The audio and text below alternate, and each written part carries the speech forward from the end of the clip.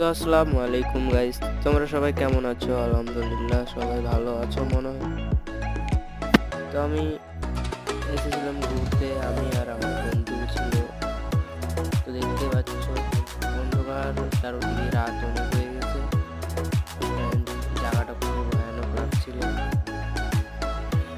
আমার বন্ধুরা ছিল, আমার বন্ধুরা বলছে এই গ্রামটাও একটু ভয়ানক, গ্রামটা দেখো লোকজনগুলো প্রায় অনেক রাত হয়ে গেছে, একটা কাছাকাছি 12টা 1টা বেজে গেছে। আমরা একটা কাজে আসছিলাম, বলতে অনেক দেরি হয়ে গেছে, রোড বলতে দেখা যাচ্ছে না। গ্রামে গেছি, গ্রামে বাইরের রাস্তাটাও অনেক কাঁচা, কি বলবো। তো দেখতে পাচ্ছ গ্রামের রাস্তা কেমন।